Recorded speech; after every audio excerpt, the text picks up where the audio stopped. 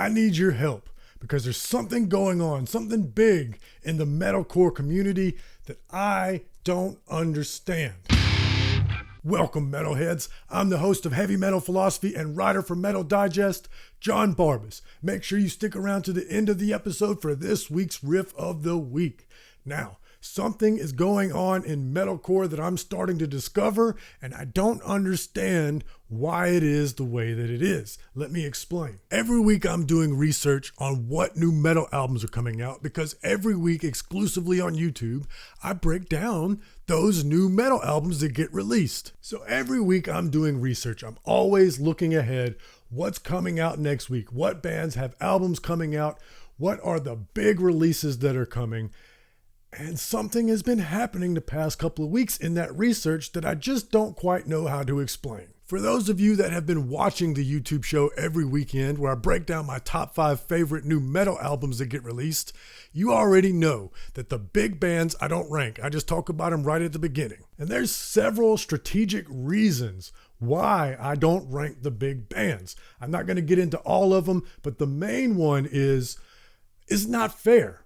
You know, there's all these albums that come out every weekend. And like y'all know, a couple weekends ago, there was a new Metallica album. Am I going to compare the new bands to Metallica? If I include the big bands, then that means my top 5 is going to be big bands every weekend, just about it. And it doesn't give shine to the smaller or mid-sized bands. And I think one of the big utilities of this channel is to help people discover new music. I mean, y'all didn't really need me to tell you that Metallica had a new album coming out, right? Of course not. You already knew that. But the other bands that I shouted out that weekend, those were some killer albums that deserve to be listened to as well. Well, that begs the question, how do I determine who's a big band that I'm not going to rank versus who is a smaller to mid-sized band that I am going to rank? Well, some bands, it just goes without saying. You know, obviously Metallica's the biggest band, but you know, Machine Head recently had a new album, Soulfly, you know, a couple years ago, Cannibal Corpse had a new album. Those are obviously big bands. They don't need my help. You already know that they're coming out with new albums. So of course that counts. But what about bands that are smaller than that? What is my criteria? Well, my criteria is roughly more than 50,000 monthly listeners on Spotify. Most of the bands that I talk about on the Top 5 show are relatively unknown. They're anywhere between 0 and 30,000 listeners on Spotify. In fact, most of my favorite bands are in that 30,000 range. You know, Hath has about 30,000 monthly listeners. Venom Prison has about that. You know, most of my favorite bands sit about in that range. Now, I'm not picking my favorite bands based on how many listeners they have every month, because one of my other favorite bands is Rivers of Nile, which is just shy of 100,000. It just so happens, you know, I like death metal, and death metal's really not that popular. So, you know, a good sized band sits somewhere around 30,000. That's pretty reasonable for a death metal band, especially an underground band. And so when you start getting to about that 50,000 and even better, about that 100,000 monthly listeners on Spotify, that's what I consider a band that a lot of people already know about. I mean, it goes without saying, if 100,000 people are listening every month, a lot of people already know about that band.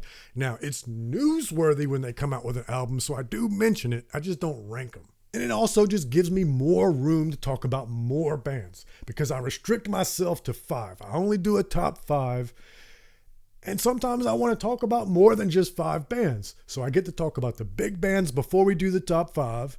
And then I rank the top 5. John, you were talking about metalcore. Okay, get to the point. What's your thing with metalcore? Okay, sorry, here we go. So I've been doing that top 5 for over a year now. And it's several times now. I'd say probably half a dozen times, maybe a little more. I've been doing the research. I look at a band. I see that they've got an album coming out. And then I'll see they have an absurd amount of monthly listeners on Spotify. And it's like 500,000 listeners on Spotify. I'm like, I've never heard of this band. Who is this? And it's always metalcore that's like that. Never once have I discovered a death metal band just by looking what albums are coming out next week and they've got 1 million monthly listeners. If that's the case, I already knew about them. But for some reason in metalcore, there's several bands that have an insane amount of monthly listeners, way more than some of the bigger bands that are super famous and I've never heard of them. Now, right about now, you might be thinking, well, that's because, John, you're a boomer, you live in a death metal bubble, and all of that might be true. I'm sure it is true to a certain extent. But again, keep in mind that not only do I do research for all the metal albums that come out every week for Heavy Metal Philosophy, but I also write for Metal Digest. And I don't pick my assignments there. My editor assigns me the albums there, so I'm constantly exposed to bands.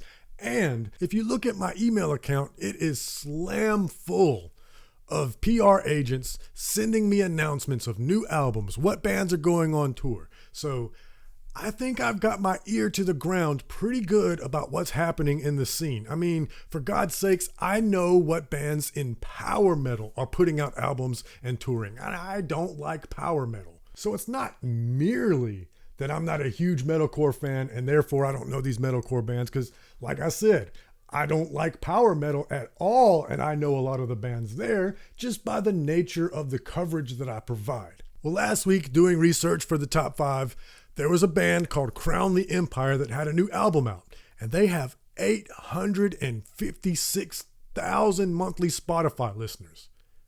That's a lot, and I've never heard of them. You want to know how many monthly listeners Cannibal Corpse has on Spotify? 700,000.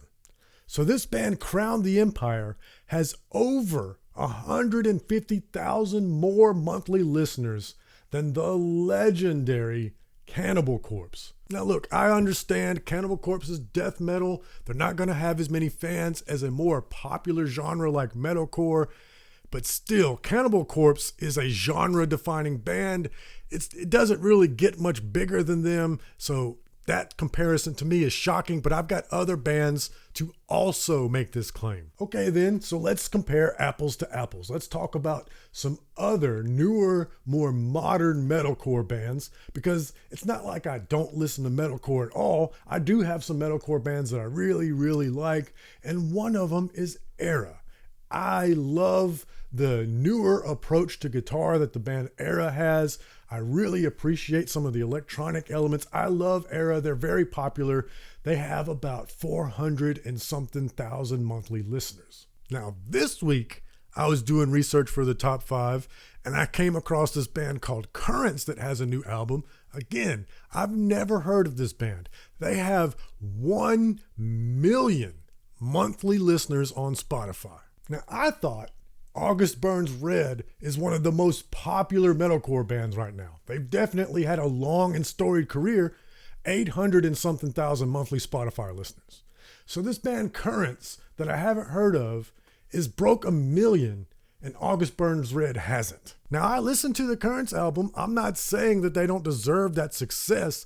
I'm just saying, how do they have so much success without me hearing about it when I cover the metal genre for 2 different jobs? August Burns Red is fucking huge. Invent Animate is a huge metalcore band. This band Currents dwarfs Invent Animate. Invent Animate has about 300,000 monthly Spotify listeners. 300,000. So 1/3 of what Currents has. I love the metalcore band Crystal Lake. Again, 300,000 monthly listeners. So yeah, I've always liked more niche bands. But again, where are the tour announcements? Where are the people online raving about how they love Currents, how they love Crown the Empire? I've heard plenty of people rave about how they love We Come as Romans. And here's the thing that really boggles my mind about it. This is the thing that I don't understand. Where are these fans and how are they discovering this music? Because while metalcore is definitely more popular than, say, death metal or black metal, it's still metal. It's still not getting radio support. There's no such thing as MTV anymore. So when I go online and I look at the discourse amongst the metal community, I just don't see them talking about these bands. And I don't see tour announcements from PR people. And I'm definitely not hearing this on the radio. Unless you live in a huge city like New York City or something, there's no metal radio stations. If you live in a medium to small size city, You'll have a rock and roll station if you're lucky, and they won't play metal. They'll play hard rock. So let's compare. Let's compare a band that gets a lot of radio play on terrestrial radio. The normies get blasted with it all the time. Let's compare. Sevendust, one of my favorite ever hard rock / nu metal bands. They get played on the radio all the time. 1 million monthly Spotify listeners, which is great. I'm so happy that Sevendust gets that much love. But how? They get radio play. They have videos that are constantly being promoted by their record label. People talk about them. I see people wearing Sevendust merch. I've never seen anybody wearing a Current shirt. Now, I'm wearing a Contortionist shirt. And look, it's definitely not the death metal shirts that I normally wear, and there's a reason for that. We'll talk about metalcore merch in a minute. I think that has something to do with it, but let's talk about Sevendust still. So with an over 20-year career and the big mainstream success, constantly touring with big bands, headline touring, radio play, Sevendust has 1 million monthly Spotify subscribers, and so does Currents, who doesn't get played on the radio. I don't see online discourse about what is happening here. Where are these metalcore fans and how are they discovering these bands? And it's not just Currents. Let's talk about some of these other bands that are right there at about that same level. So when I started thinking about this, I was like, well, this isn't the first time this has happened. So let me look up the biggest metalcore bands. So I just did a quick Google, the biggest metalcore bands. And I'm looking through this list of bands and I'm looking and seeing how many monthly Spotify listeners they have, and I'm blown away. There's a band called Polaris. Never heard of them. 920,000 monthly Spotify listeners. So almost 1 million. There's a band called Loathe. 930,000 monthly Spotify listeners. Fit for a King. 965,000 monthly Spotify listeners. There's a lot of metalcore bands out there creeping up to or breaking that 1 million Spotify monthly listener mark. And I just don't know, how are they being discovered? For context, Death, the most legendary death metal band, 723,000 monthly listeners. Opeth, 732,000 monthly listeners. Behemoth, 506,000 monthly Spotify listeners. Here's one that trips me out. Mastodon, 1,100,000 monthly Spotify listeners. Mastodon is huge. Everybody's heard of Mastodon. Again, they get radio play. They have videos that constantly get pushed on YouTube. If you're into metal at all, there's always talk about them in Loudwire and Metal Sucks. All the publications talk about Mastodon, and they're at that same level. A band that everybody's heard of, 1 million. Band nobody's heard of, 1 million.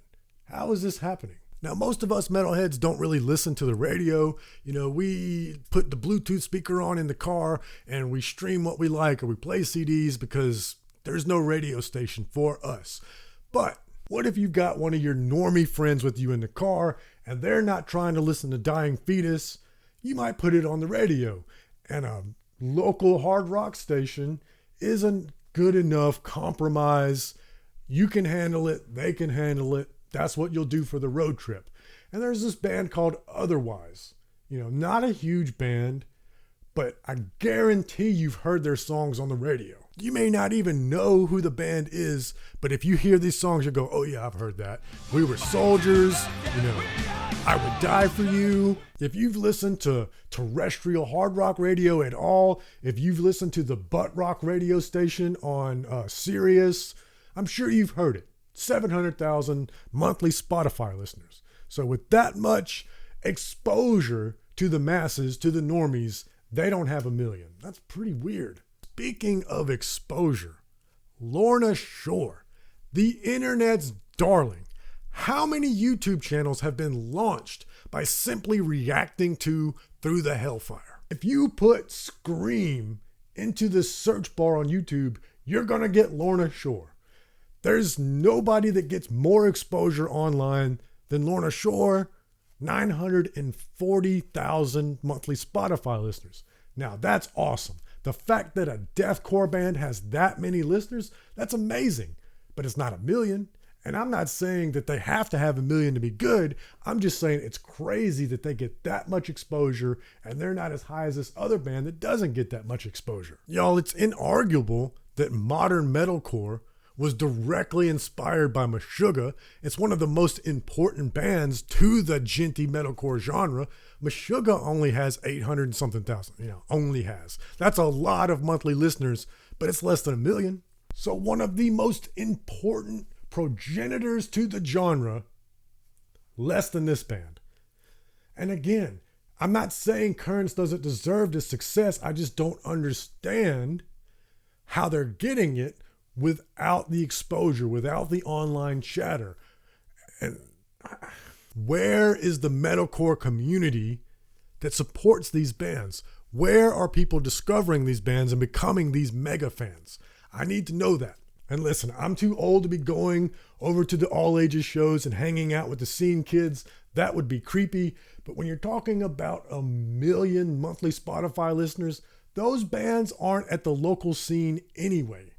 So they're being discovered somewhere else. And it ain't a big tour that's coming through Atlanta, one of the major markets. I haven't seen them tour down here. And you know what else I haven't seen? I haven't seen a kid wearing a Currents shirt. And I think this might be part of the issue. Metalcore merch is different from all other merch in metal. We've all seen a gang of kids out in public wearing a Cannibal Corpse shirt, wearing a Metallica shirt, wearing a Deftones shirt, wearing a Nine Inch Nails shirt, and it's instantly recognizable. And even the bands that aren't as big as Nine Inch Nails, that don't have those instantly recognizable logos, death metal shirts have a certain look to them. You may not know who the band is, but you know that person's wearing a death metal shirt with the crazy logo and the monsters and the squiggly lines and the blood everywhere. You know that kid's wearing a death metal shirt. There's no doubt about it. That kid's into death metal. These modern metalcore bands, their merch is much more subdued. It's much more simple and laid back. Look at this contortionist shirt that I'm wearing. I bought this shirt when I went to see Rivers of Nile open for the Contortionist. And I was impressed with the Contortionist. I have been for a while. They're a great prog band. I don't know that I would call them metalcore, but they're definitely modern. And their merch is more subdued. I bought this shirt to support the band. I like it, but it's not something that I would normally wear on this channel because it's not, look at me in my death metal shirt. Look at it. It's just text. So I looked up Currents' merch.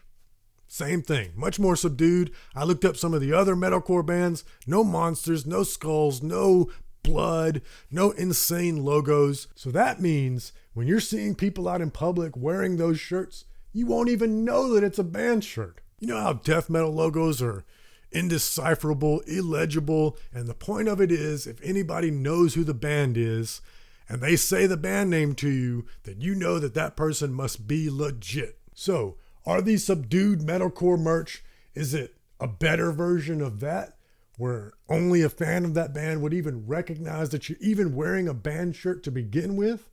Or is it more safe? Like you can wear this to the family reunion and nobody will know that it's one of those screamy bands. So you got no recognizable merch, you got no radio play, you got no online chatter, but you're still huge. That's amazing. That's amazing. I need to know the secret. Most of the time on this channel, I'm giving y'all my theories. But in this case, I need your theories, especially you core kids. Tell me what's up. Where do you go to discover metalcore? For me, I go to Nick Nocturnal, but I've never heard Nick talk about Currents. So, what's happening? I need to know. I need to fill that blind spot. Please help me out in the comments. Send me an email. All my links are in the description. All my social media. I need help. Where are y'all discovering these metalcore bands and where are they playing at? Do they just not tour? Is it like black metal where they just release albums from their basement or their bedroom? I don't know what's going on. But since we're talking about metalcore, let's celebrate it. This week's Riff of the Week, one of my favorite newer metalcore bands. I've talked about it before. In my opinion, there's 3 eras of metalcore. The first era, and that's where the name came from, was when hardcore kids started playing metal. Bands like Converge, one of my favorites. Then there's the second era, and that's the next generation. These are kids that grew up on metalcore, but also really appreciated the trad metal bands like Judas Priest and Iron Maiden, and that's where you get more melodic bands like Killswitch Engage. And then there's the third era, and that to me, in my opinion, is the post-Meshuggah era. That's when Gent entered the picture, and that's where this band comes from. I love this band. We talked about it before. Era. This week's riff of the week that will play at the close of the episode is Era Snowblood. Love this riff. So there you have it. Once again, please help me out in the comments. If you've missed it, if you want to know where my theory about metalcore came from, I did another podcast where I broke down metalcore and its component parts. If you're on YouTube, you can click right here. If not, links in the description. But most importantly, read philosophy, listen to metal. I love you.